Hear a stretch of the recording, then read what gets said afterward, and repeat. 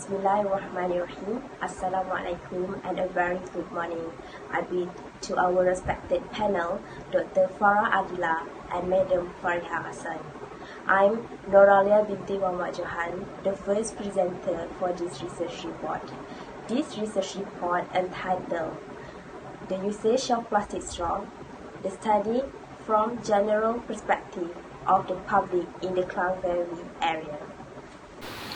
Assalamualaikum warahmatullahi wabarakatuh. To our respected panelists, Dr. Farah Adila binti Abdul Rahman and Puan Farihah binti Hassan. My name is Siti Nurhanani binti Muhammad Siddiq.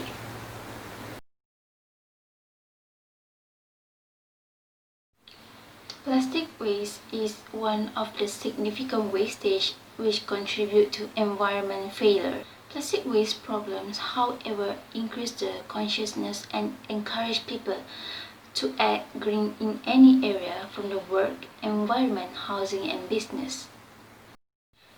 In October 2018, the Ministry of Energy, Science, Technology, Environment and Climate Change, or MESTEC, had launched a roadmap towards zero single-use plastic 2018 until 2030.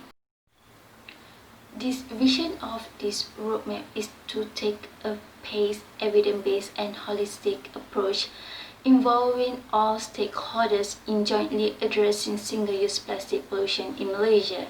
There is a debate as whether the public should bring their single-use plastics such as plastic bags and plastic straw whenever they purchase something outside. The study also sought to determine the public's behavioral intention in the usage of the plastic straws in the Klang Valley area. The objective of the study is to determine the attitude, subjective norm, and perceived behavior control that influencing the public's behavioral intention toward the usage of plastic straws in the Klang Valley area. The study also planned to reduce the gap of limited study on behavioral intention among the Klang Valley people by looking at the independent variables that affect the development of the behavioral intention of the usage of the plastic straw. The dependent variable for this study is the behavioral intentions of the public in the usage of the plastic straw in the Klang Valley area. Meanwhile, there are three independent variables. The first one is attitude, the second one is subjective norms, and the third one is perceived behavior control. The hypothesis of this study depends on the independent variables, such as there is a significant relationship between the behavioral intentions and the independent variables in the usage of the plastic straw among the public. Let's move on to the research method. Research design used in this study is cross-sectional survey. Cross-sectional survey involves data collection at a particular time to achieve the research objective. According to Mann 2003, it is done at a single point of time and it requires a shorter period to gather and analyze the data. Unit of analysis used in the study is public, which refers to the people in the Klang Valley area who use the plastic straws. The sample size in this study is from 7.9 million of population in Klang Valley. The proposed sample size is 385 respondents. The sampling technique used by the researchers in this study is the convenience sampling. The convenience sample is a type of non-probability sampling method where the sample is taken from a group of people easy to contact or to reach. This type of sampling technique is used because when the data collection started, the researcher faced with a situation where our country encountered the pandemic of COVID-19. Therefore, the data collection was conducted using an online platform that targeted the general public who live in Klang Valley to be the respondent. The measurement used in this study is questionnaire. To retrieve the respondent feedback, a set of questionnaires will be designed based on the variables used in the study. A questionnaire is a research instrument consisting of a series of questions of the purpose of gathering information from respondents. The data collection will cover 5 sections, which is Section A, demographic information, Section B, behavioral intention, Section C, attitude, Section D, subjective norm, and Section E, perceived behavior control. Data analysis used in this study are Pearson correlation and multiple regression. I will be presenting on the demographic data of the respondent. In this study, there are a total of 263 of female respondents and 122 of male respondents. The percentage show that the number of female respondents is much greater than the male respondent.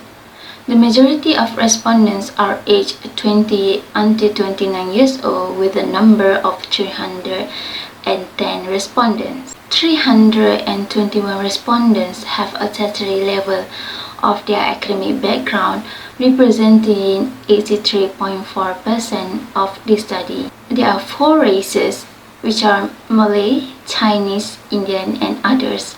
The majority of the respondents are Malay, where they contribute 78.2% to the study, which means there are 301 respondents who are Malay. The majority of the respondents are single, and they are contributing 81.6% to the study, and that means there are 314 of them. 258 of the respondents are students, and they are contributing 67% to the study. As for the income, 263 respondents earn 1,200 ringgit Malaysia and below per month. Let's move on to the main finding of the study. The Pearson correlation value for these two variables are 0.751, and there is a significant and positive relationship between attitude and behavioral intention. According to Cohen 1988, there is a large strength between attitude and behavioral intention because the significance between them is 0.000. Therefore, the researchers accepted the HA1, where there are significant and positive relationship between attitude and behavioral intention, and rejected HO1, where there is no relationship between attitude and behavioral intention.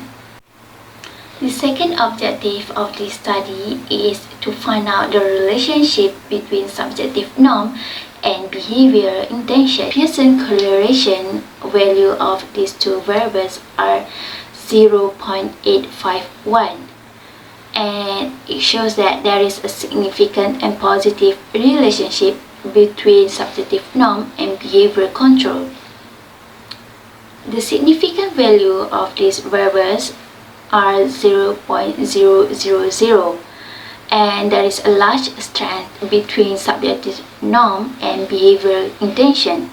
The researchers accepted the HA2, where there are significant and positive relationship between subjective norm and behavioral intention, and rejected HO2, where there is no relationship between subjective norm and behavioral intention. The third objective of this study is to find out the relationship between perceived behavior control and behavioral intention. The Pearson correlation value of these two variables are 0.775.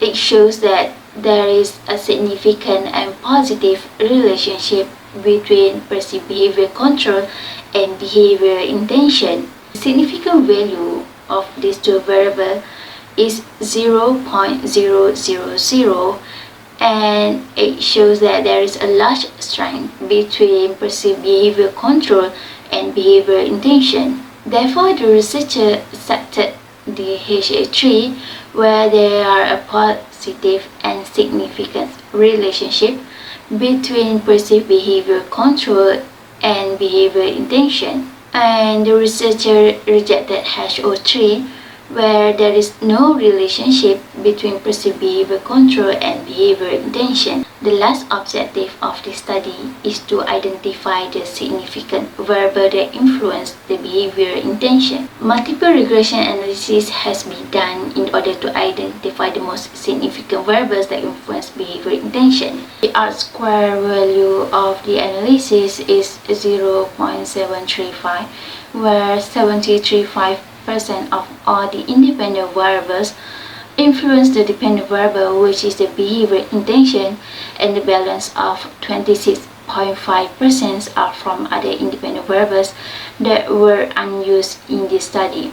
The beta value of attitude is 0.160 and the p-value is 0.013, while the subjective norm was 0.694 for beta value and the p-value is 0.000. And the value for perceived behavior control was 0.032 for the beta value, and as for the p-value it is 0.670. The variable that has the highest beta value has the strongest effect on the dependent variable. Therefore, from this result, it can be seen that the strongest independent variable is the subjective norm, as the subjective norm's beta value was the highest among the other independent variables. Ladies and gentlemen, in this study, there are two limitations, which is the first one is quantitative study and the second one is online questionnaire method.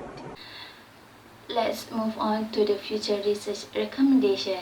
There are two future research recommendations, which are improving the quantitative method analysis and upgrading the online questionnaire method. As for the improving the quantitative method analysis, the future researchers should concentrate more on the accuracy of the data to be collected for the study. This reason for this is to avoid any mistake in the study, and this is due when the researcher is only focused on the quantity of data instead of the quality of data. It may lead to certain mistakes for the study. As for the upgrading the online questionnaire method, the future researcher should pay more attention on this platform of data collection, and the researcher can choose wisely what kind of server to be used. This is because to avoid the data collected from redundant and to avoid from the misuse of data collection. The researcher also should analyze the appropriate method of data collection in order to reach the targeted respondent. As to conclude, the study is to see the relationship between the behavioral attentions among the public in the usage of the plastic straw with the attitude, subjective norms, and perceived behavior control. So, this research study helped because to fill the gap from the previous study on this topic, and it also to provide the government and the policymaker for a better administration and control of this issue. We hope that our research can bring the betterment and sustainability on the environmental issue in our country. By that, thank you.